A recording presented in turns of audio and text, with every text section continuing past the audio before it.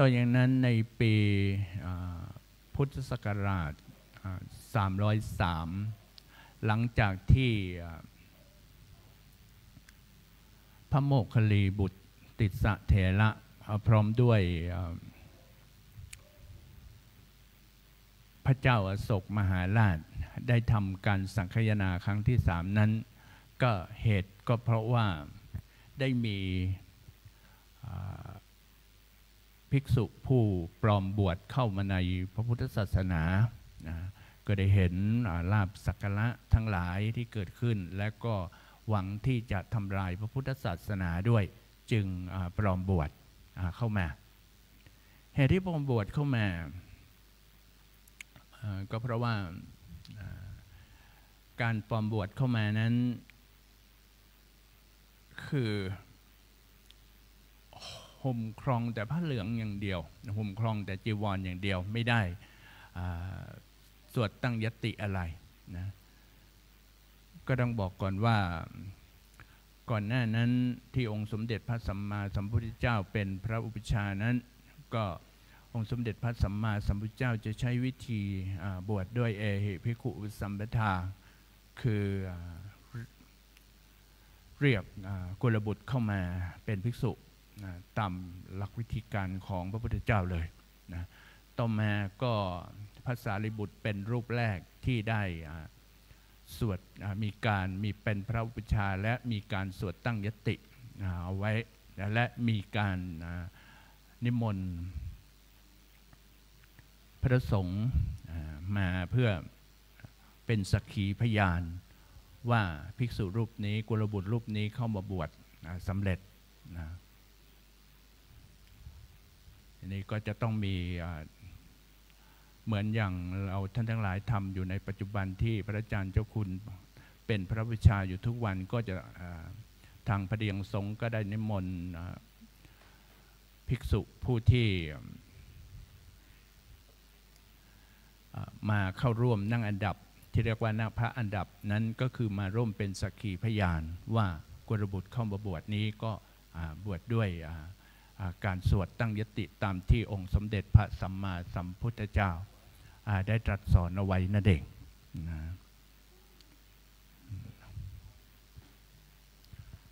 และเมื่อการทำสังคายนาครั้งที่3สำเร็จลุล่วงไปด้วยดีนะทางพระโมคคัลลีบุตรติสสะเถระพร้อมด้วยพระเจ้าอโศกมหาราชก็ได้ปรึกษาหารือกันจัดตั้งพระธรรมทูต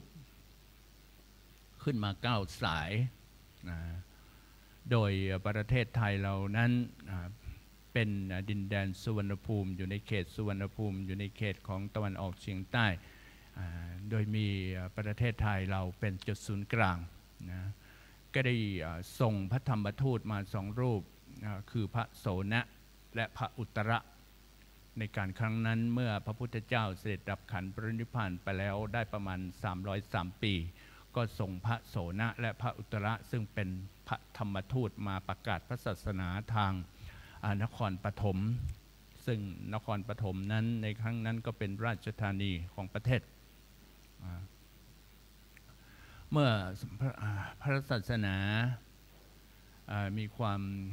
เจริญรุ่งเรืองแพร่หลายกว้างมากขึ้นนะลัทธิเถรวาทโดยเป็นลัทธิลังกาวงศ์ในปี 1,900 ในปีพุทธศักราช 1,900 ก็ได้เข้ามา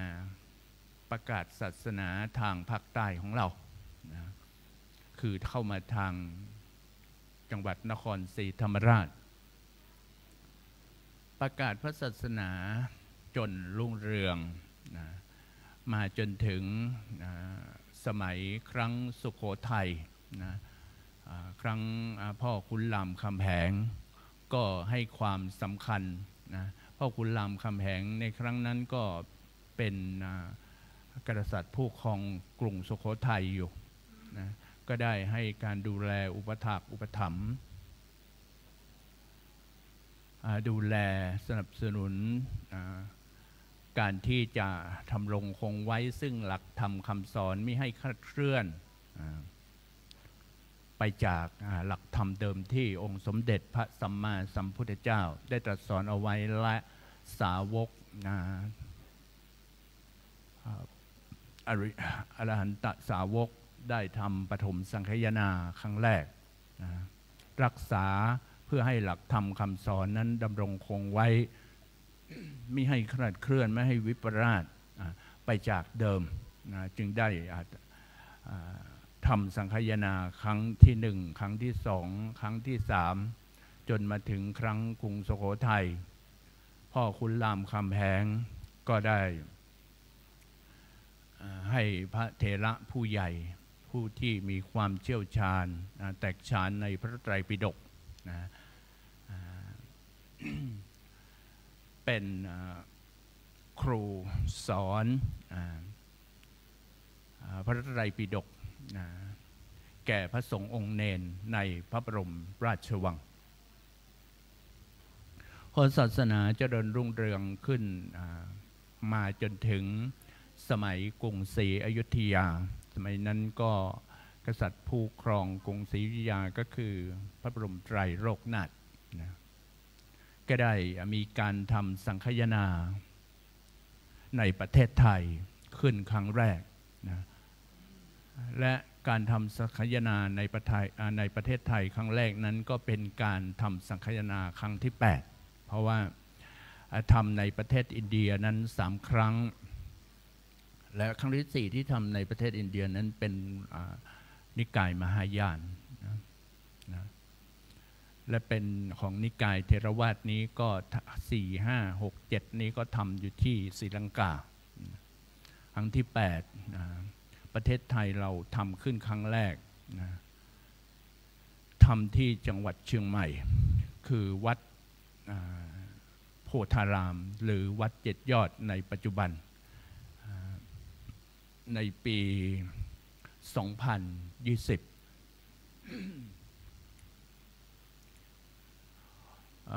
องค์สมเด็จพระบรมไตรโลกนาถก็ให้ความสำคัญในการดูแลรักษาหลักธรรมคำสอนของพระองค์ไว้อย่างแม่นมั่นโดยการได้ตั้งให้พระเถระผู้มีความเชี่ยวชาญพระผู้ใหญ่ผู้มีความเชี่ยวชาญในพระไตรปิฎกแตกฉานในพระไตรปิฎกและให้คฤหัสถ์ผู้ที่เคยได้บวชเรียนมาก่อนแล้วก็รู้และเข้าใจหลักธรรมคำสอนในพระไตรปิฎกโปรดให้มีการเรียนการสอนในพระบรมราชวังเช่นเดียวกันในสมัยอยุธยาต่อมาเมื่อศาสนาเจริญรุ่งเรืองขึ้นมากขึ้นในปี 2020 นี้ก็ได้มีพระเถระพระผู้ใหญ่ซึ่งเป็นพระเถระสำคัญหลายรูปในที่อยู่ในจังหวัดเชียงใหม่นี้เป็นต้นว่าพระสิริมังคลาจารย์ก็ได้แต่งปฐมและทุติยมังคลทีปณีหรือมงคล38ประการภาค1ภาค2พระยานกิติก็แต่งโยชนาทั้งพระวินัยพระสูตรและพระพิธรรมและหนังสือสันธาสนีเพื่อที่จะให้เป็นหลักสูตรในการศึกษาหลักธรรมคำสอนรักษาหลักธรรมที่องค์สมเด็จพระสัมมาสัมพุทธเจ้าได้ตรัสสอนเอาไว้แต่เดิมจึงโปรดให้มีการเรียนการสอนพระไตรปิฎกจากพระเถระผู้มีความเชี่ยวชาญในพระไตรปิฎกและแต่งตั้งคฤหัสถ์คฤหัสถ์ผู้ที่แตกฉานในหลักธรรมและเคยบวชมาก่อนนั้นเป็นราชบัณฑิตเป็นครูสอนแก่พระสงฆ์องค์เนนในพระบรมราชวังเช่นเดียวกัน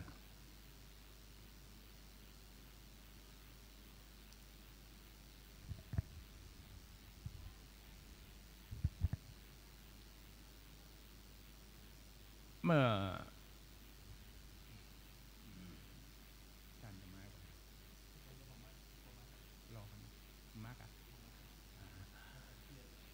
ก็ขณะนี้ก็เวลาก็17 นาฬิกาใกล้จะถึง 15 นาทีแล้วได้เวลาที่คณะครูบาอาจารย์ก็มาถึงพร้อมแล้วได้เวลาอันสมควรเนาะที่เราจะได้ประพฤติวัดปฏิบัติธรรมด้วยการสวดมนต์ทำวัดเย็นแล้วก็ประพฤติปฏิบัติธรรมกันต่อไปในเย็นวันนี้ก็ได้ขอนิมนต์ครูบาอาจารย์ผู้ที่นำสวดต้นมนต์สวดนำสวดมนต์ทำวัดเย็นเป็นลำดับสืบต่อไปนิมนต์ครับสมควรแก่เวลานิมนต์พระภิกษุสงฆ์ภิกษุณีเจริญพรแม่ชีโอคีคู่เข่าขาพระพร้อมกัน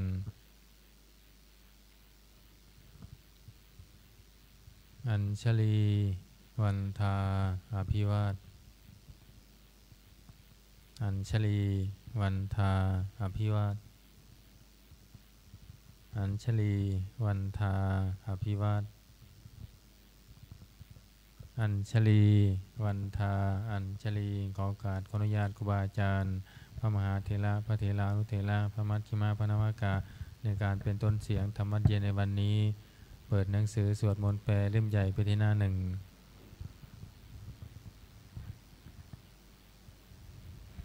โยโสภะคะวาอะระหังสัมมาสัมพุทโธพระผู้มีพระภาคเจ้านั้นพระองค์ใดเป็นพระอรหันต์ดับเพลิงกิเลสเพลิงทุกข์สิ้นเชิง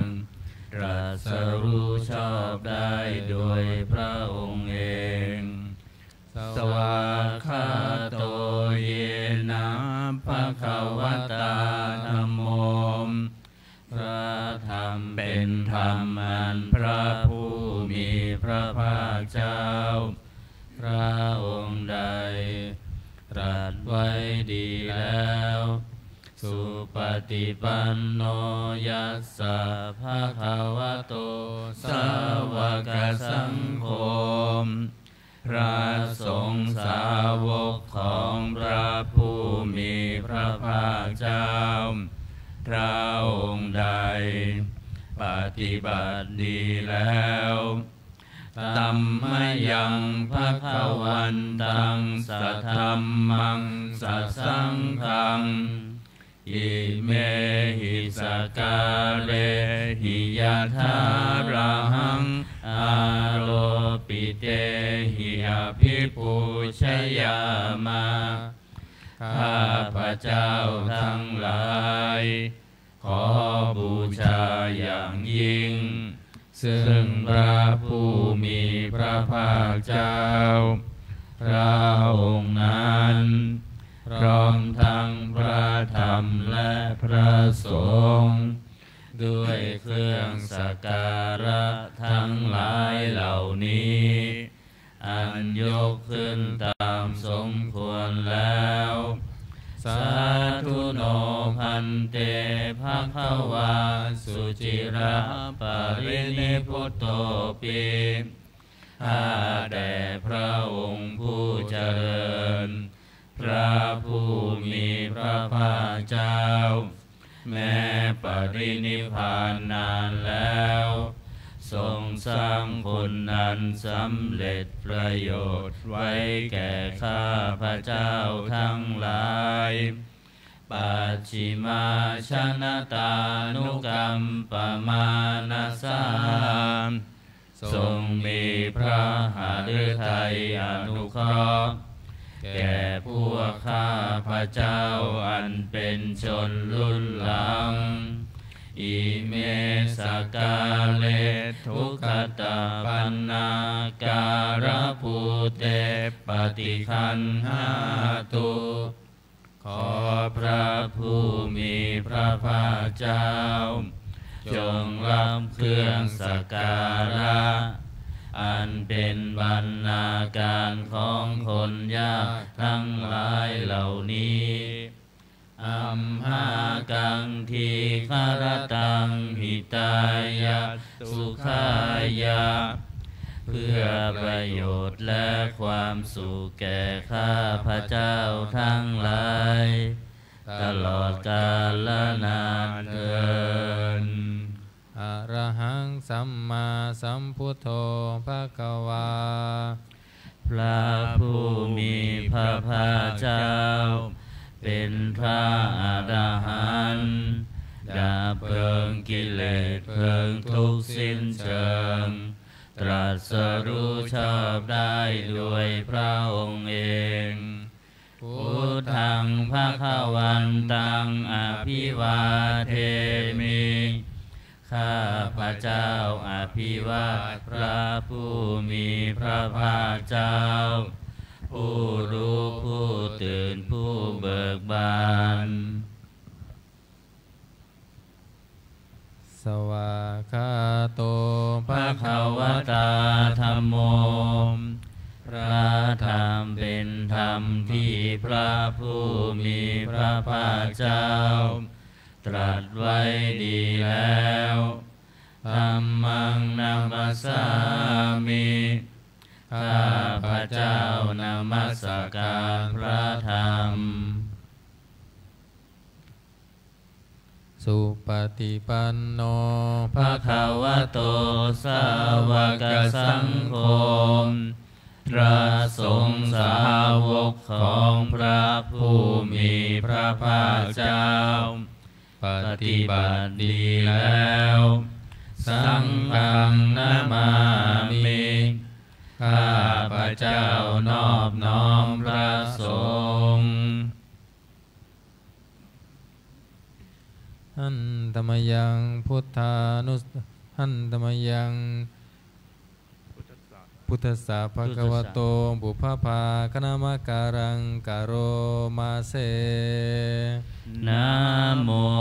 ตัสสะภะคะวะโตขอนอบน้อมแด่พระผู้มีพระภาคเจ้าพระองค์นั้นอะระหะโตซึ่งเป็นผู้ไกลจากกิเลสสัมมาสัมพุทธัสสะตรัสรู้ชอบได้โดยพระองค์เองนะโมตัสสะภะคะวะโตขอนอบน้อมแด่พระผู้มีพระภาคเจ้าพระองค์นั้นอะระหะโตซึ่งเป็นผู้ไกลจากกิเลสสัมมาสัมพุทธัสสะตรัสรู้ชอบได้ด้วยพระองค์เองนะโมตัสสะภะคะวะโตขอนอบน้อมแด่พระผู้มีพระภาคเจ้าพระองค์นั้นอะระหะโตซึ่งเป็นผู้ไกลจากกิเลสสัมมาสัมพุทธัสสะตรัสรู้ชอบได้โดยพระองค์เองเปิดหนังสือไปที่หน้า19หันธรรมยังพุทธานุสตินายังกโรมาเสตังโฆปานาภคะวันตังเอวังกัลยาโนกิตติสัทโธอภุคโตก็กิตติศักดิ์อันงามของพระผู้มีพระภาคเจ้านั้นได้ฟุ้งไปแล้วอย่างนี้ว่าอิติปิโสภควาเพราะเหตุอย่างนี้อย่างนี้พระผู้มีพระภาคเจ้านั้นอะระหังเป็นผู้ไกลจากกิเลสสัมมาสัมพุทโธเป็นผู้ตรัสรู้ชอบได้ด้วยพระองค์เองวิชาจารณสัมปันโนเป็นผู้ถึงพร้อมด้วยวิชาและจารณะสุขโตเป็นผู้ไปแล้วด้วยดี โลกวิทูเป็นผู้รู้โลกอย่างแจ่มแจ้งอนุตตโรปุริสธรรมสารถิเป็นผู้สามารถฝึกบุรุษที่สมควรฝึกได้อย่างไม่มีใครยิ่งกว่าสัทธาเทวมนุษย์สานังเป็นครูผู้สอนของเทวดาและมนุษย์ทั้งหลายพุทโธเป็นผู้รู้ผู้ตื่นผู้เบิกบานด้วยธรรมภควาติเป็นผู้มีความจำเริญจำแนกคำสั่งสอนสัตว์ดังนี้อันธรรมยังพุทธาภิกิติงกโรมาเสพุทธวาระหันตวาลตาทิคุณาภิยุโตพระพุทธเจ้าประกอบด้วยคุณ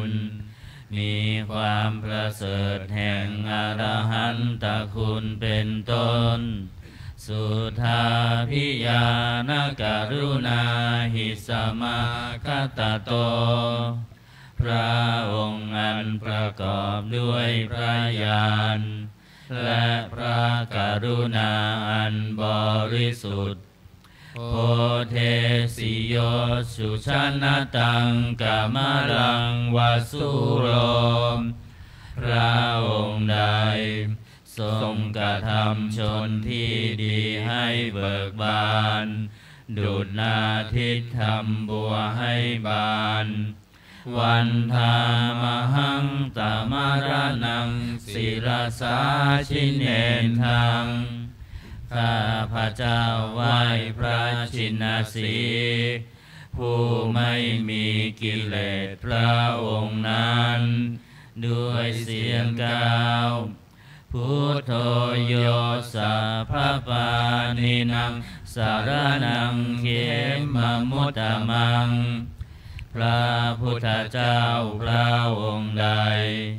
เป็นสารณะอันเกษมสูงสุดของสัตว์ทั้งหลายปัทมานุสติฐานังวันธามิตังสิเลนะหังข้าพระเจ้าไหว้พระพุทธเจ้าพระองค์นั้นอันเป็นที่ตั้งแห่งความระลึกองค์ที่หนึ่งด้วยเสียงกล่าวพุทธัสสะหัสสมิทาโสวะพุทโธเมสามิกิสโรข้าพระเจ้าเป็นทาสของพระพุทธเจ้าพระพุทธเจ้าเป็นนายมีอิสระเหนือข้าพระเจ้าพุทโธทุกขัสสะคาตาจวิทาตาจหิตัสสะเมพระพุทธเจ้าเป็นเครื่องกำจัดทุกข์และทรงไว้ซึ่งประโยชน์แก่ข้าพระเจ้าพุทธัสสะหังนิยาเทมิสรีรันชีวิตันจิตังข้าพระเจ้ามอบกายถวายชีวิตนี้แด่พระพุทธเจ้าวันทันโตหังจริสามิพุทธเสวสุโพธิตังข้าพระเจ้าผู้ไหวอยู่จากประพฤติตาม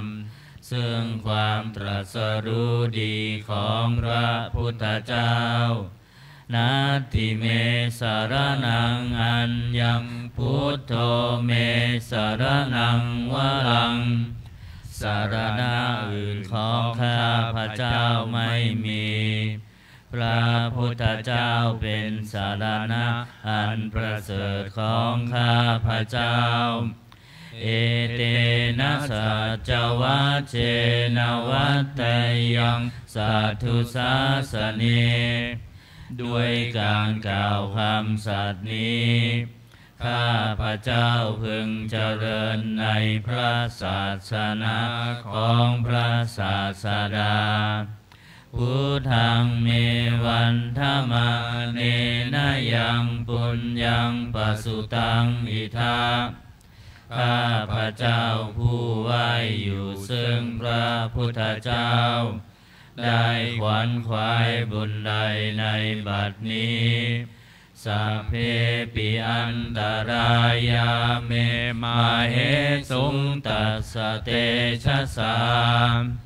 อันตรายทั้งปวงอย่าได้มีแก่ข้าพระเจ้าด้วยเดชแห่งบุญนั้นกายเยนะวาจายวเจตสาวาด้วยกายก็ดีด้วยวาจาก็ดีด้วยใจก็ดีพุทเทกุกัมมังปะกตังมยายังกรรมหน้าติเตือนอันใดที่ข้าพระเจ้ากระทำแล้วในพระพุทธเจ้าพุทโธปฏิคันหตุอาจยันตังขอพระพุทธเจ้าจงงดทรงโทษล่วงเกินนั้นกาลันตะเลสังวริตุงวะพุทเทเพื่อการสำรวมระวังในพระพุทธเจ้าในการต่อไปอันตมยังธรรมานุสตินยังกโรมาเสสวาคาโตภะคะวะตาธัมโมพระธรรมเป็นสิ่งที่พระผู้มีพระภาคเจ้าตรัสไว้ดีแล้วสันทิฏฐิโกเป็นสิ่งที่ผู้ศึกษาและปฏิบัติพึงเห็นได้ด้วยตนเองอากาลิโกเป็นสิ่งที่ปฏิบัติได้และให้ผลได้ไม่จำกัดการเอหิปัสสิโกเป็นสิ่งที่ควรกล่าวกับผู้อื่นว่าท่านจงมาดูเถิดโอปนัญิโกเป็นสิ่งที่ควรน้อมเข้ามาใส่ตัวปัจจตังเวทิตัสโพวินโยหิติเป็นสิ่งที่ผู้รู้ก็รู้ได้เฉพาะตนดังนี้อันตมยังธรรมาภิกิติงกโรมาเสสวาคาตาตาทิคุณโยกาวาเสนาเสโยมพระธรรมเป็นสิ่งที่ประเสริฐเพราะประกอบด้วยคุณคือความที่พระผู้มีพระภาคเจ้าตรัสไว้ดีแล้วเป็นต้นโยมังคปากับวาริยติวิโมคเพโทมเป็นธรรมมันจำแนกเป็นมรรคผลปริยัติและนิพพานธัมโมกุโลกัปปตนาตถาทาลิธาลิมเป็นธรรมทรงไว้ซึ่งผู้ทรงธรรม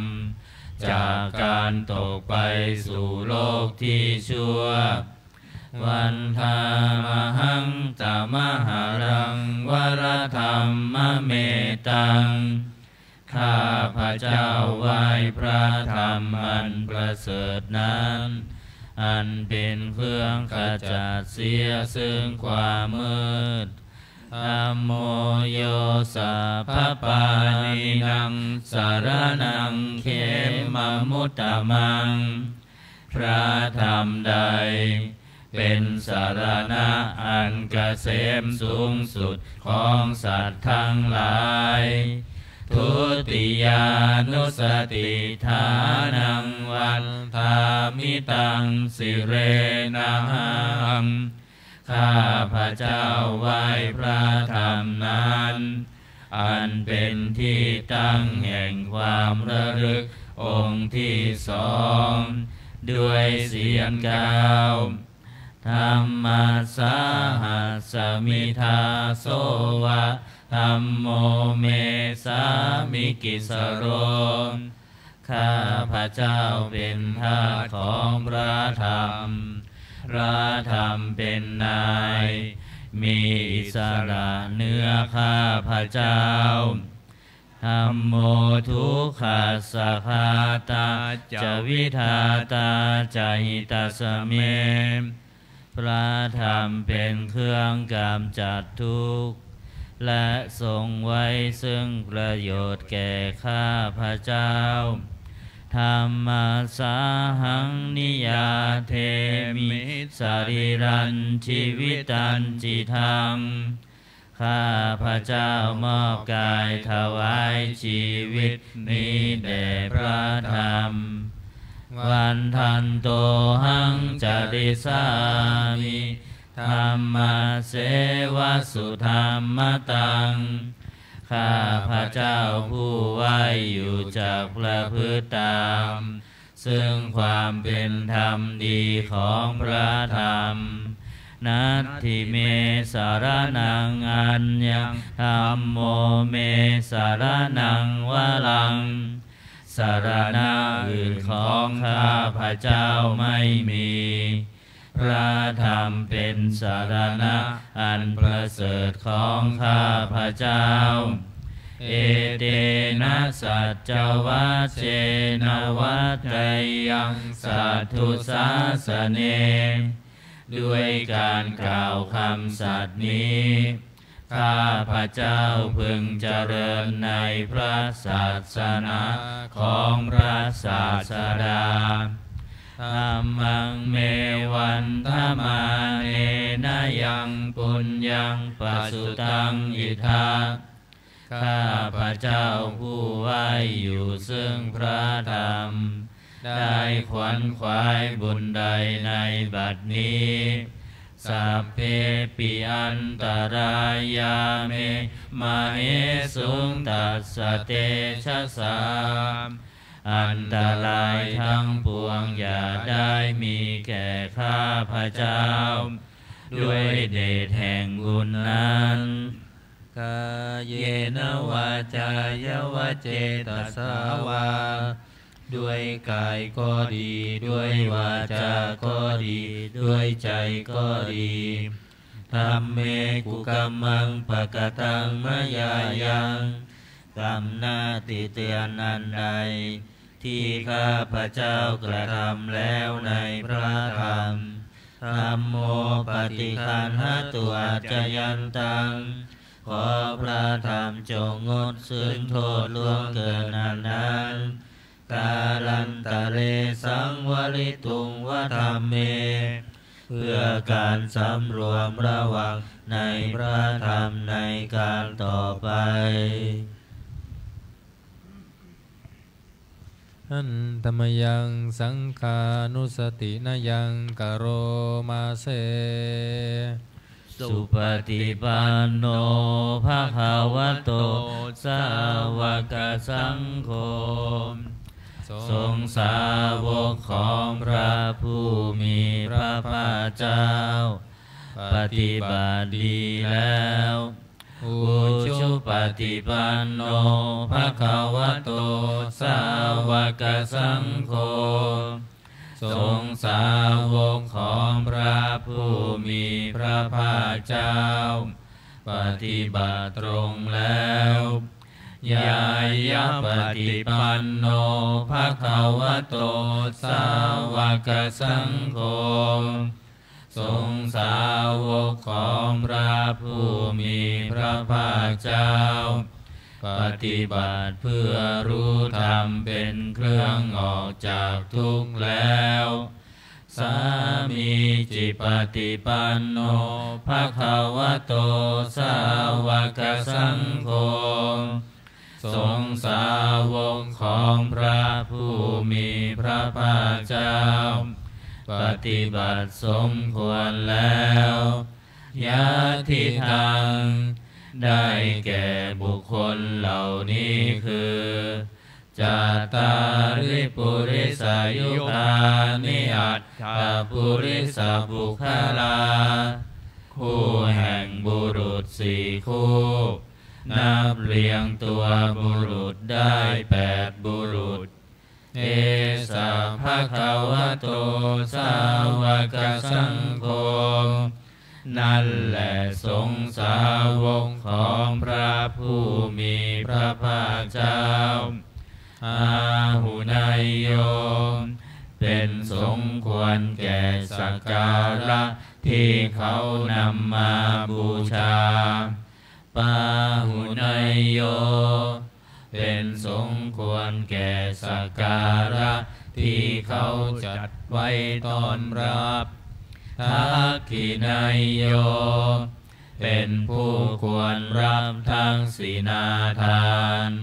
อัญชรีการณิโยเป็นผู้ที่บุคคลทั่วไปควรทำอัญชรีอนุตตรังปุญญเขตังโล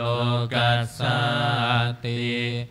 เป็นเนื้อนาบุญของโลกไม่มีนาบุญอื่นยิ่งกว่าดังนี้อันตมยังสังฆาภิกิติงกโรมาเสสัทธรรมโช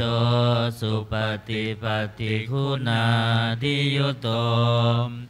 พระสงฆ์ที่เกิดด้วยพระสัทธรรมประกอบด้วยคุณมีความปฏิบัติดีเป็นต้นโยทัพพิโทอริยบุคคลสังฆเสโทเป็นหมู่แห่งพระอริยบุคคลอันประเสริฐ8จำพวกศีลาทิธรรมปวาราสยกายจิตโตมีกายและจิตนั้นอาศัยธรรมมีศีลเป็นต้นนันบวรวันธามหังตมริยานาคนังสุสุทังข้าพระเจ้าไหว้หมู่แห่งพระอริยเจ้าเหล่านั้นอันบริสุทธิ์ด้วยดีสังโฆโยสัพพปานินังสารนังเขมมุตตมังพระสงฆ์หมู่ใดเป็นสารณะอันเกษมสูงสุดของสัตว์ทั้งหลายตาติยานุสติฐานังวันธามิตังสิเลนังข้าพระเจ้าไหว้พระสงฆ์หมู่นั้นอันเป็นที่ตั้งแห่งความระลึกองค์ที่3ด้วยเสียงกล่าวสังฆาสาหัสสมิทาโสวะสังโฆเมสามิกิสโรมข้าพระเจ้าเป็นทาสของพระสงฆ์พระสงฆ์เป็นนายมีอิสระเหนือข้าพระเจ้าสังโฆทุกขัสสะคาตาจวิทาตาจหิตัสสะเมพระสงฆ์เป็นเครื่องกำจัดทุกข์และทรงไว้ซึ่งประโยชน์แก่ข้าพระเจ้าสังฆาสาหังนิยาเทมิสรีรันชีวิตันจิตังข้าพระเจ้ามอบกายถวายชีวิตนี้แด่พระสงฆ์วันทันโตหังจติสามิสังฆัสโสปฏิปันนตังข้าพระเจ้าผู้ไหวอยู่จากประพฤติตามซึ่งความปฏิบัติดีของพระสงฆ์นาทิเมสารนังอัญญสังโฆเมสารนังวรังสารณะอื่นของข้าพระเจ้าไม่มีพระสงฆ์เป็นสารณะอันประเสริฐของข้าพระเจ้า เอเตนะสัจจวัชเชนะวัฏไทยังสัตถุสาสเนด้วยการกล่าวคำสัตย์นี้ข้าพระเจ้าพึงเจริญในพระศาสนาของพระศาสดาสังฆังเมวันธมาเนนะยังปุญญังปัสสุตังอิทาข้าพระเจ้าผู้ไหวอยู่ซึ่งพระสงฆ์ได้ขวนขวายบุญใดในบัดนี้สัพเพปิอันตรายาเมมาเหสุตัสสะเตชะสามอันตรายทั้งปวงอย่าได้มีแก่ข้าพระเจ้าด้วยเดชแห่งบุญนั้นกายเยนะวาจายวเจตสาวาด้วยกายก็ดีด้วยวาจาก็ดีด้วยใจก็ดีสังเกกุกัมมังปะกตังมยายังกรรมหน้าที่เตียนอันใดที่ข้าพระเจ้ากระทำแล้วในพระสงฆ์สังโฆปฏิคันหตัวจยันตังขอพระสงฆ์จงงดซึ่งโทษล่วงเกินอันนั้นการันตะเรสังวริตุงวสังเคเพื่อการสำรวมระวังในพระสงฆ์ในการต่อไป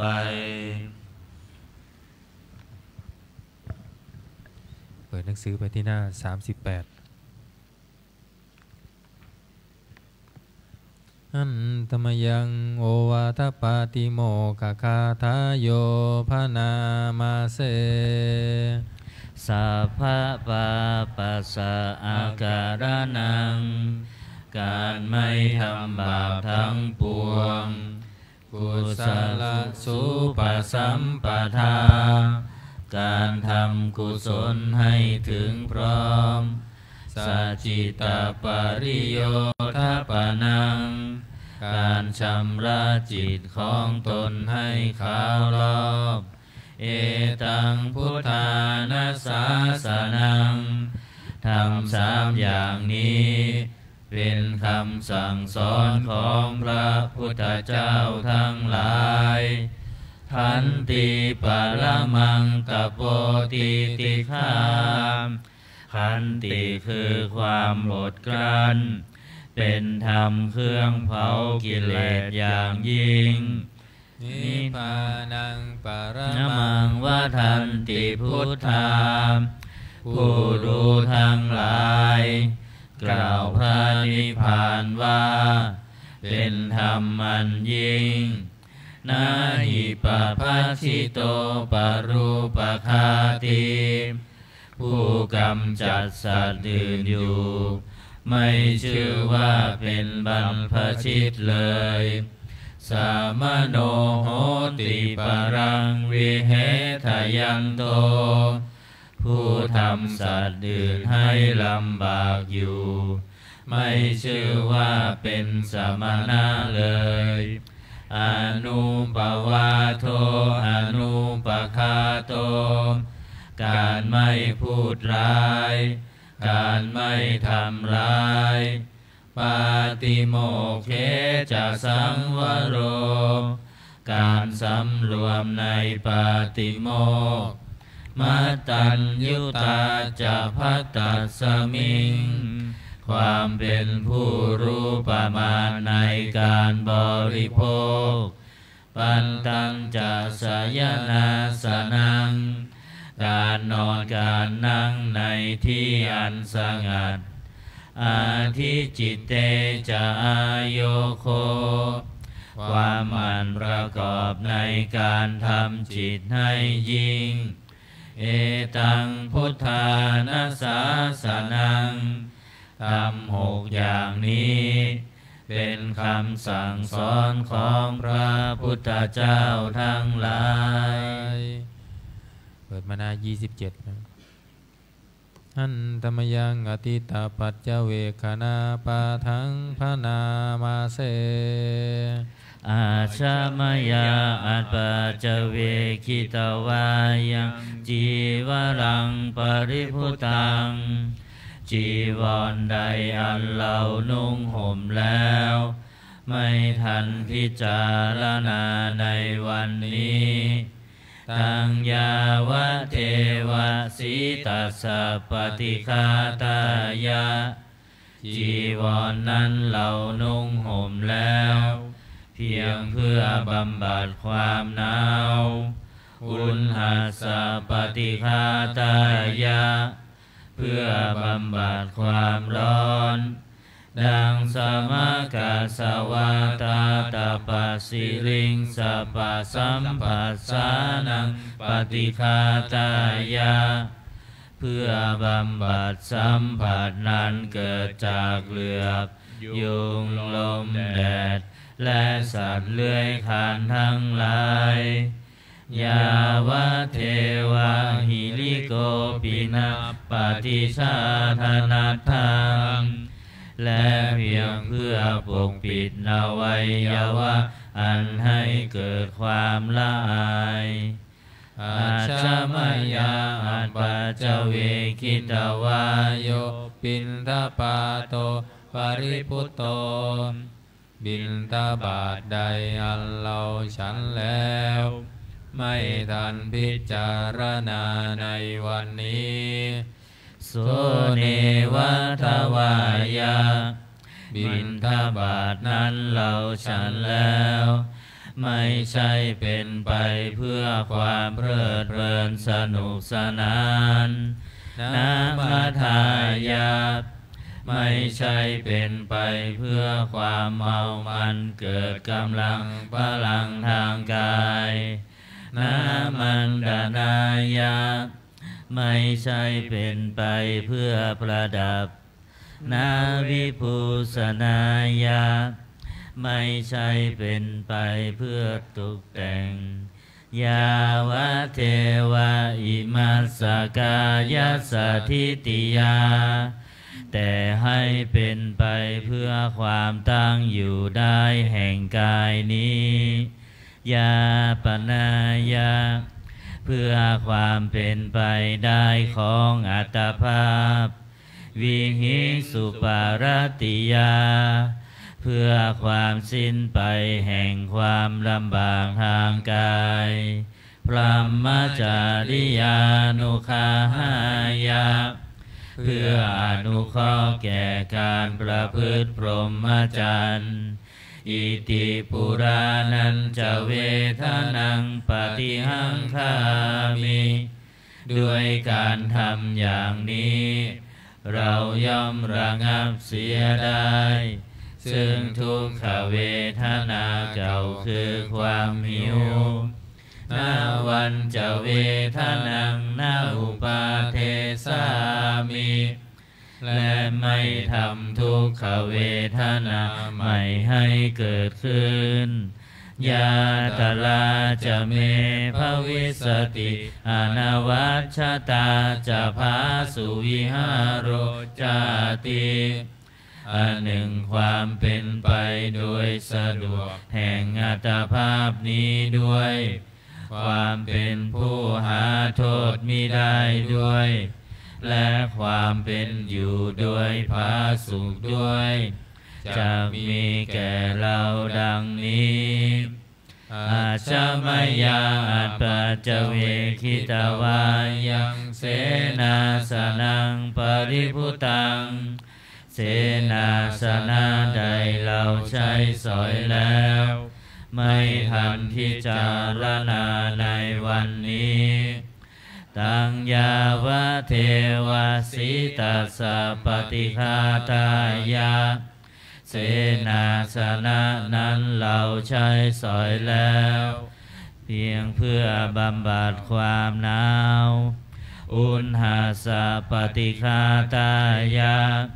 เพื่อบำบัดความร้อนดังสมกาสวาตาตาปัสสิริงสัพพสัมผัสสานังปฏิฆาตายะเพื่อบำบัดสัมผัสนั้นเกิดจากเหลือบ ยุงลมแดดและสัตว์เลื้อยคลานทั้งหลายยาวะเทวะอุตุปาริสยวิโนทานังปฏิสันดานารามัทธัง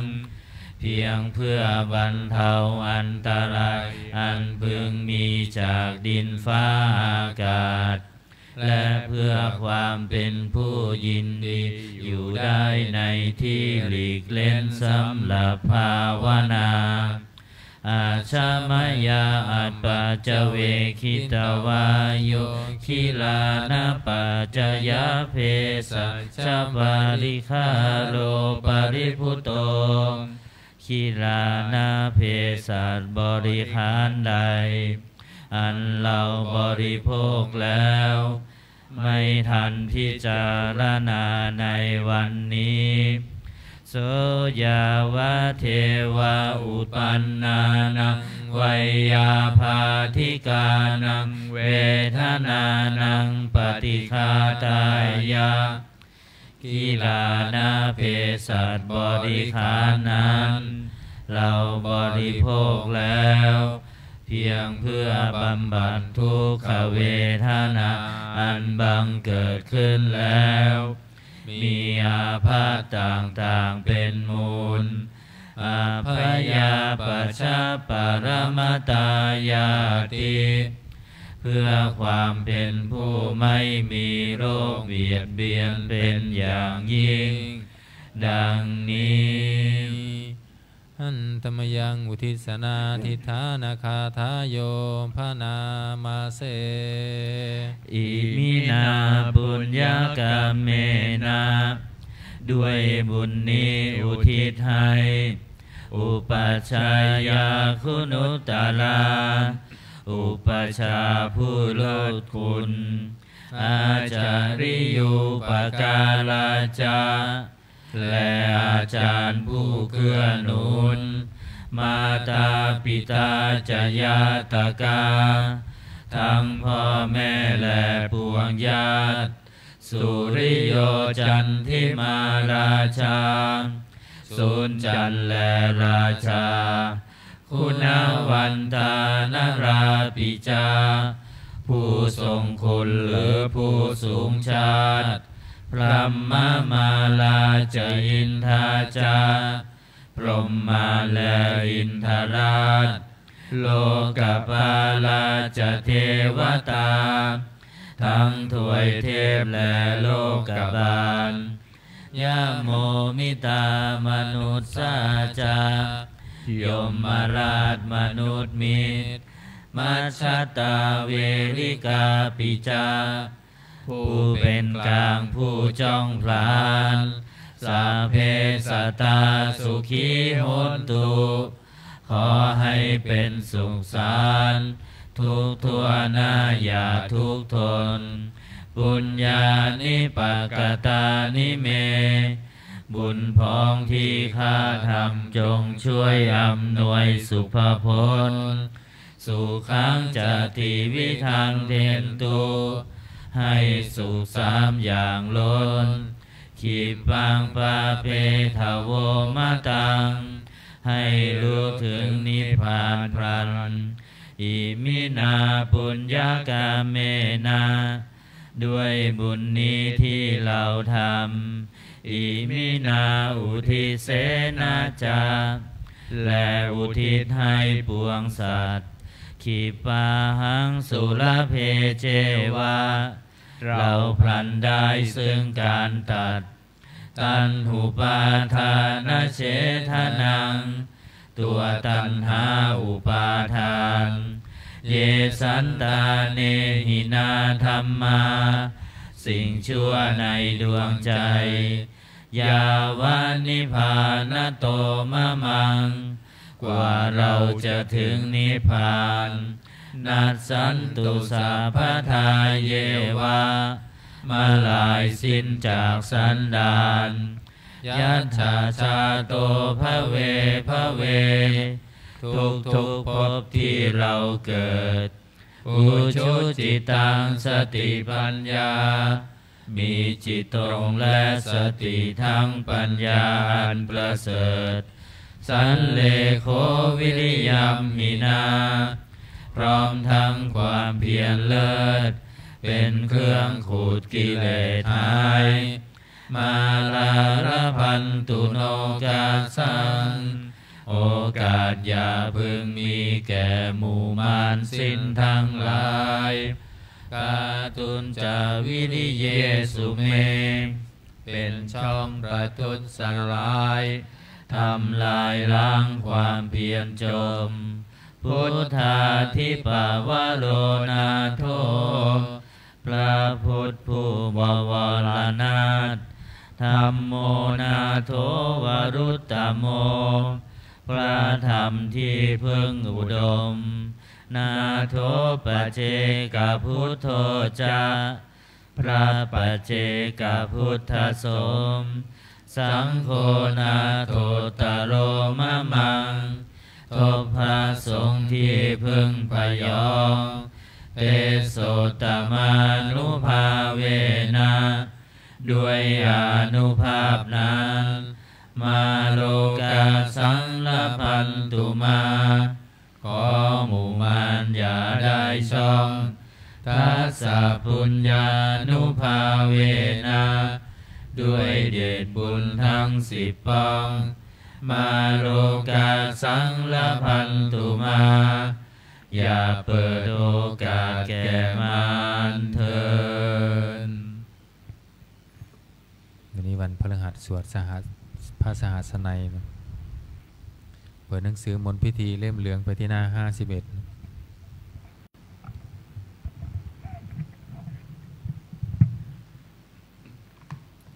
นะโมตัสสะภะคะวะโตอะระหะโตสัมมาสัมพุทธัสสะนะโมตัสสะภะคะวะโตอะระหะโตสัมมาสัมพุทธัสสะนะโมตัสสะภะคะวะโตอะระหะโตสัมมาสัมพุทธัสสะพุทธังสรณังคัจฉา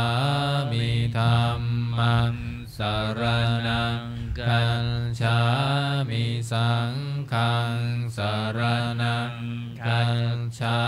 มิทุติยัมปิพุทธังสรณังคัจฉามิทุติยัมปิธัมมังสรณังคัจฉามิทุติยัมปิสังฆังสรณังคัจฉามิตติยัมปิพุทธังสรณังคัจฉามิตติยัมปิธัมมังสรณังคัจฉามิตติยัมปิสังฆังสรณังคัจฉามิ251พระสหัสนัย251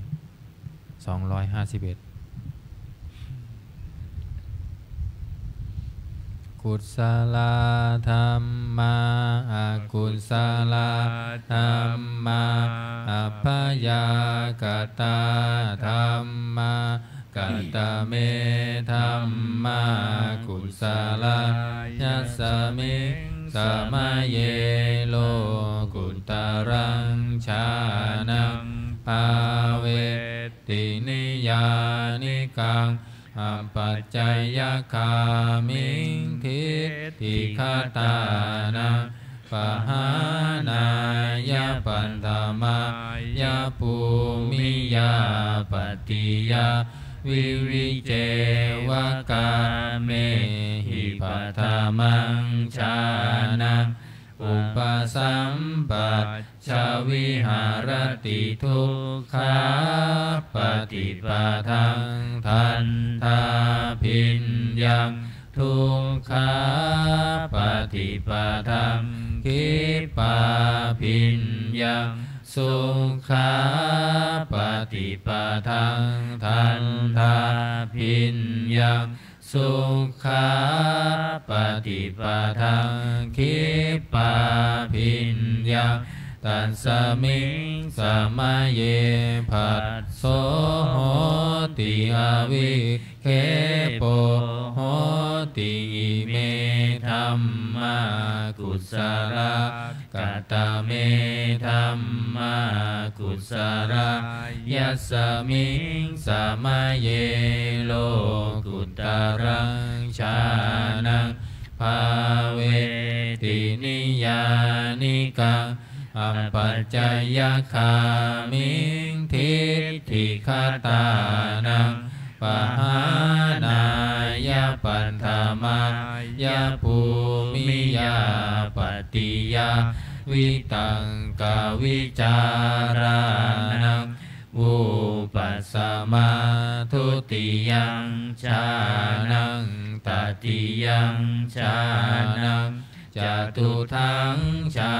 นังปัตตมังชานังปัญจมังชานังอุปสัมปัชชาวิหารติทุกขาปฏิปทาทันทาพิญญังทุกขาปฏิปทาคิปาพิญญังสุขาปฏิปทาทันทาพิญญังสุขาปฏิปทาคิปาพิญญังตัสสมิงสมัยเยภัสโสโหติอวิเคโปโหติเมธัมมากุศลกัตตะเมธัมมากุศลยัสสมิงสมัยเยโลกุตรังชานังภาเวตินิยานิกังอปัจจยคามิทิฏฐิคตานังปหานายาปัฏฐามายาภูมิยาปฏิยาวิวิเจวกาเมหิปทามชานังอุปสัมปัชชาวิหารติทุกขาปฏิปทาทันทาพิญญังสุญญตังสุขาปฏิปทาคิปาพิญญังสุญญตังสุขาปฏิปทาทันทาพิญญังสุญญตังสุขาปฏิปทาคิปาพิญญังสุญญตังตัสสมิงสมัยเยภัสโสโหติอวิเคโปโหติเมธัมมากุศลกัตตะเมธัมมากุศลยัสสมิงสมัยเยโลกุตรังชานังภาเวตินิยานิกังอปัจจยคามิงทิฏฐิคตานังปหานายาปัฏฐามายาภูมิยาปฏิยาวิตักกวิจารานังวุปัสสมาทุติยังชานังตติยังชานังจตุทังชานังปัฏฐมังชานังปัญจมังชานังอุปสัมปัชชาวิหารติทุกขาปฏิปทาทันทาพิญญังสุญญตังทุกขาปฏิปทาคิปาพิญญังสุญญตังสุขาปฏิปทาทันทาพิญญัง สุญญตังสุขาปฏิปทังคิปาพิญญาสุญญตังตัสสมิงสมัยเยปัสโสโหติอวิเคปโหติเมธัมมากุสลากตเมธัมมากุสลายัสมิงสมัยเยโลกุตรังชานังภาเวตินิยานิกังอปัจจยคามิงทิฏฐิคตานังปะหานายาปัฏฐมายาภูมิยาปฏิยาวิวิเจวกาเมหิปัจจมังชานังอุปสัมปัชชวิหารติทุกขาปฏิปทังทันทาพิญญังอปนิหิตังทุกขาปฏิปทังคิปาพิญญังอปนิหิตังสุขาปฏิปทังทันทาพิญญังอปนิหิตังสุขาปฏิปทังคิปาพิญญังอปนิหิตังตัสสมิงสมัยเยปัสโสโหติอวิเคปโหติเมธัมมากุสลากตเมธัมมากุสลายัสมิงสมัยเยโลกุตรังชานังอาเวตินิยานิกังอปัจจยคามิงทิฏฐิคตานังปะหานายาปัฏฐมายาภูมิยาปฏิยาวิตังกวิจารานังอุปัสสมาทุติยังชานังตติยังชานังจตุทังชานังปัฏฐมังชานังปัญจมังชานังอุปสัมปัชชวิหารติทุกขาปฏิปทังทันทาพิญญังอปนิหิตังทุกขาปฏิปทังคิปาพิญญังอปนิหิตังสุขาปฏิปทังทันทาพิญญังอปนิหิตังสุขาปฏิปทังคิปาพิญญังอปนิหิตังตัสสมิงสมัยเยปัสโสโหติอวิเคปโหติเมธัมมากุสลากตเมธัมมากุสลา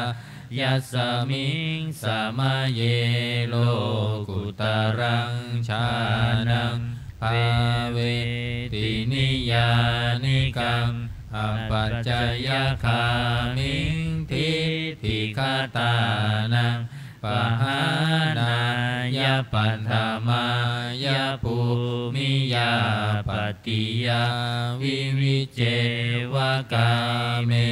หิปัจจมังชานังอุปสัมปัชชวิหารติทุกขาปฏิปทังทันทาพิญญังฉันทาติปัตเตยังวิริยาติปัตเตยังจิตตาติปัตเตยังวิมังสาติปัตเตยังทุกขาปฏิปทังคิปาพิญญังฉันทาติปัตเตยังวิริยาติปัตเตยัง จิตตาธิปัตเตยังวิมังสาธิปัตเตยังสุขาปฏิปทังทันทาพิญญังฉันทาธิปัตเตยังวิริยาธิปัตเตยังจิตตาธิปัตเตยังวิมังสาธิปัตเตยังสุขาปฏิปทังคิปาพิญญังฉันทาธิปัตเตยังวิริยาธิปัตเตยังจิตตาธิปัตเตยังวิมังสาธิปัตเตยังตัสมิงสมัยเยภัสโสโหติอวิเคโปโหติเมธัมมากุสลากตเมธัมมากุสลายัสมิงสมัยเยโลกุตรังชานังปาเวตินิยานิกังอปัจจยคามิงทิฏฐิคตานังปหานายาปัฏฐมายาภูมิยาปฏิยาวิตักกวิจารานังวุปัสสมาทุติยังจานังตติยังจานังจตุทังจานังปัจจมังจานังปัจจมังจานังอุปสัมปัชวิหารติทุกขาปฏิปทังทันทาพิญญังฉันทาธิปัตเตยังวิริยาธิปัตเตยังจิตตาธิปัตเตยังวิมังสาธิปัตเตยังทุกขาปฏิปทังคิปาพิญญังฉันทาธิปัตเตยังวิริยาธิปัตเตยังจิตตาธิปัตเตยังวิมังสาธิปัตเตยังสุขาปฏิปทังทันทาพิญญังฉันทาธิปัตเตยังวิริยาธิปัตเตยังจิตตาธิปัตเตยังวิมังสาธิปัตเตยังสุขาปฏิปทังคิปาพิญญังฉันทา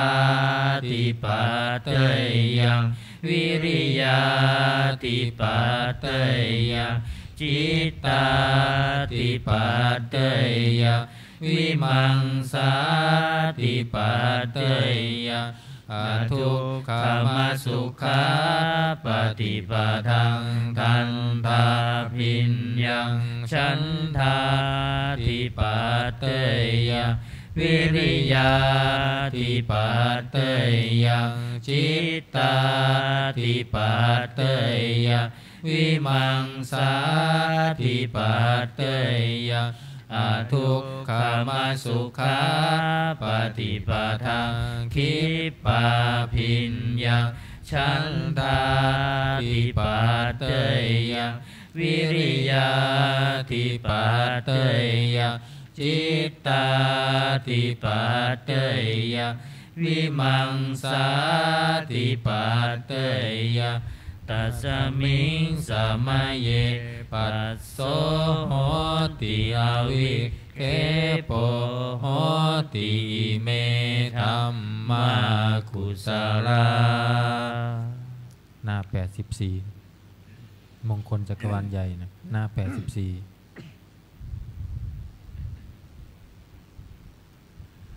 สิริทิติมติเตโชชัยสิทธิมหิทธิมหาคุณาปริมิตตปุญญาธิการัสสะสัพพันตรายานิวารนัสสัทธมัตสัพพะคะวะโต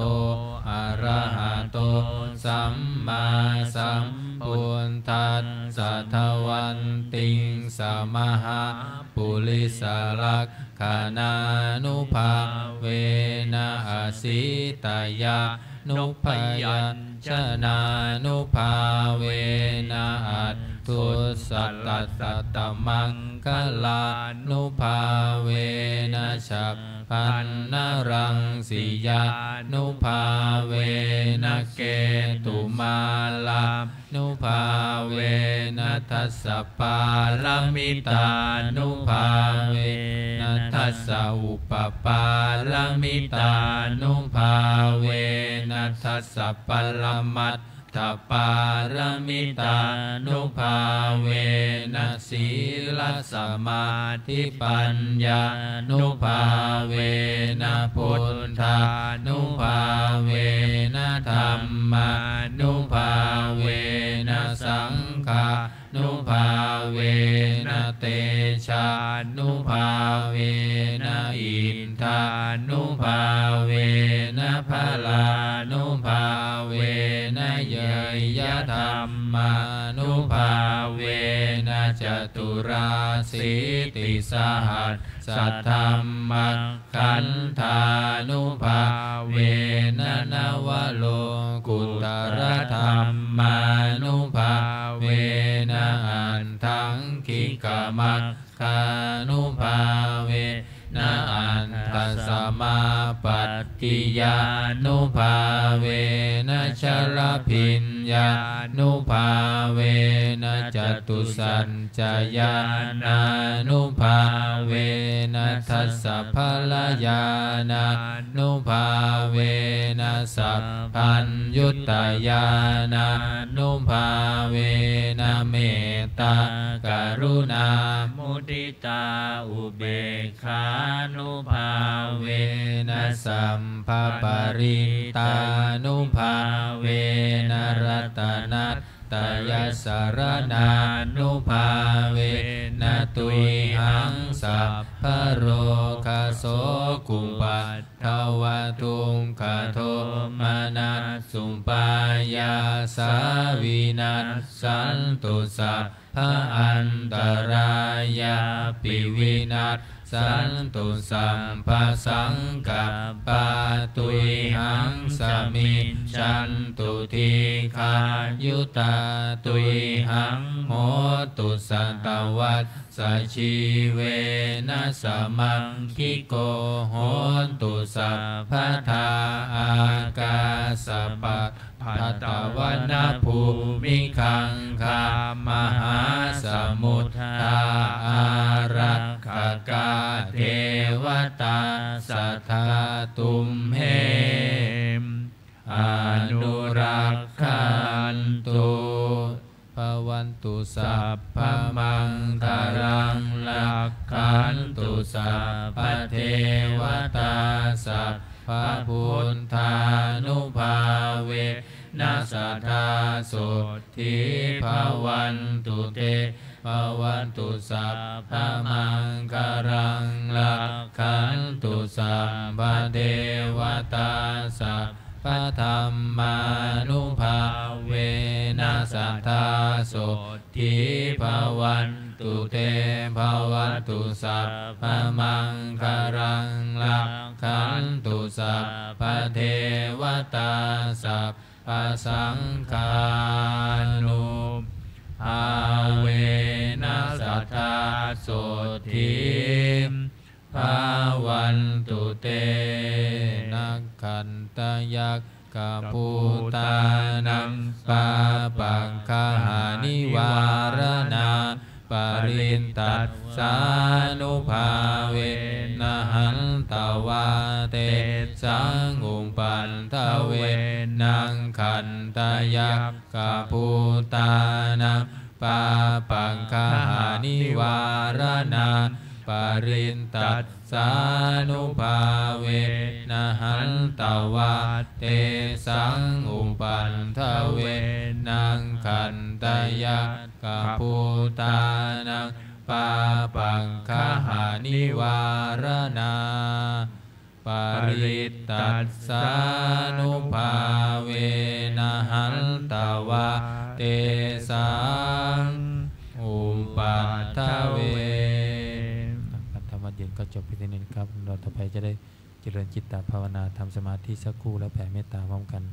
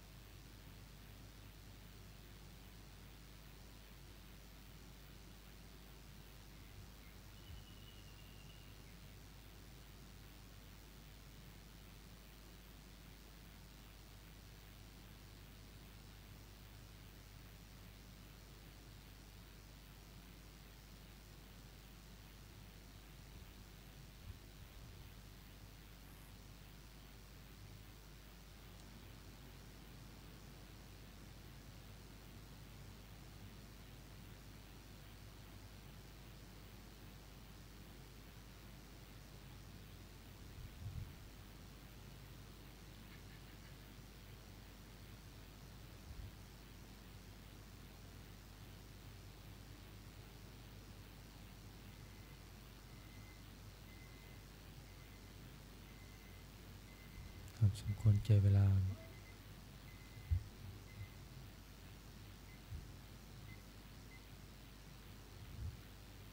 ตัวกวดน้ำอุทิศบุญกุศลแผ่เมตตาพร้อมกันอิทังทานากัมมังนิพพานาปัจจายโยโหตุโนนิจจังอิทังศีลกัมมังนิพพานาปัจจายโยโหตุโนนิจจังอิทังภาวนากัมมังนิพพานาปัจจายโยโหตุโนนิจจังยังกินเจกุศลังกันตัมพังกัมมังสัพเพหิอัมเหหิกาตังปุญญังโนอานุโม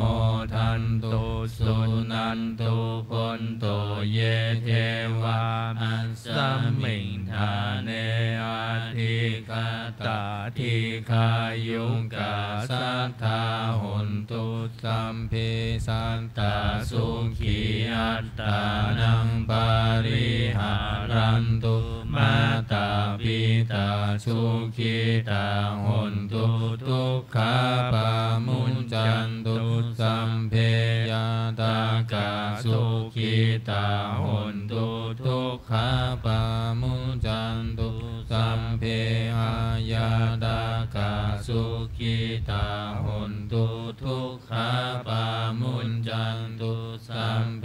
ปิสาสัพเพยังขาสัพเพเปตาสุขิตาหุนตุทุกขาปามุญจันตุสัมเพ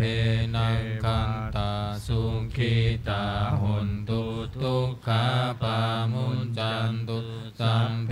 เทวาสุขิตาหุนตุทุกขาปามุญจันตุสัมเพอาจาริยุปัจจายาสุขิตาหุนตุทุกขาปามุญจันตุสัมภะสัมปัตติโยสามิชันตุโวคุกเข่าวันตาลงพร้อมกัน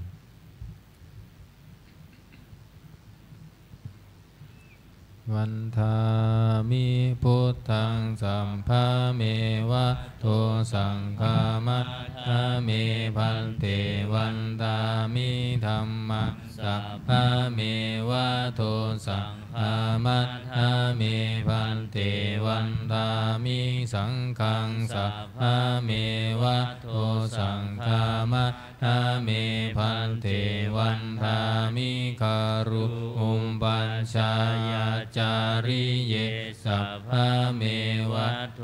สังฆามัสสะเมพันเตวันทามิกัมมัฏฐานังสัมภะเมวะโตสังฆามัสสะเมพันเตวันทามิอาราเมพันทัสสีมังสัพพะเมวะโตสังฆามัสสะเมพันเตวันทามิเจติยังสัมปังสัมพันธาเนสุปฏิทิตาสารีละตาตุมหาโพธิพุทธารูปังสักกาลังสัทธานาคาโลเกเทวะโลเกพรหมะโลเกชัมพูทิเปลังกาทิเปสารีละตาตุโยเกสัทธาตุโยอาระหันตถาตุโยเจติยังกันทากุทิจัตุราสิติสัพหัสเสธัมมัคคันเทสัพเพสัมปาทะเจติยังอหังวันทามิสัมภาโสอัญชลีวันทาอภิวาทอัญชลีวันทาอภิวาทอัญชลีวันทาอภิวาทอัญชลีวันทาอัญชลีก้มหมอบวันทาน้อย สาธุวันทามิพันเตสัพพังอัปปาราทังอมัตถเมพันเตมยาคัตตังปุญญาสามินาอนุโมทิตพังสามินาคัตตังปุญญังไมหัตถะพังสาธุสาธุอนุโมทามิอัญชลีวันทาอภิวาทอัญชลีวันทาอภิวาทอัญชลีวันทาอภิวาทอัญชลีวันทาอัญชลีกราบลาพระรัตนตรัยอะระหังสัมมาสัมพุทโธภะคะวาพุทธังภะคะวันตังอภิวาเทมิสวากขาโตภะคะวะตาธัมโมธัมมังนามัสสามิสุปฏิปันโนภะคะวะโตสาวกสังโฆสังฆังนามามิขอนิมนต์พระภิกษุสงฆ์คุกเข่ากราบพระมหาเถระพระมหาสุรศักโกพร้อมกันอัญชลีวันทาอภิวาทอัญชลีวันทาอภิวาทอัญชลีวันทาอภิวาทอัญชลีวันทาอัญชลีเรียนเชิญคณะแม่ชีโยคีทุกท่านน้อมกราบพระอาจารย์พระมหาสุรศักดิ์สุรศักโกพร้อมกันค่ะอัญชลีวันทาอภิวาทอัญชลีวันทาอภิวาทอัญชลีวันทาอภิวาทอัญชลีวันทาอัญชลีจัตตารโอธัมมาวัฏันติอายุวันโนสุขังพลังสาธุสาธุสาธุโยคีชายช่วยเก็บอาสนะด้วยค่ะก็ขอให้โยคีหญิงทั้งสองฝั่งนะคะช่วยกันปิดประตูหน้าต่างเก็บอาสนะเก็บหนังสือสวดมนต์ให้เรียบร้อยนะคะ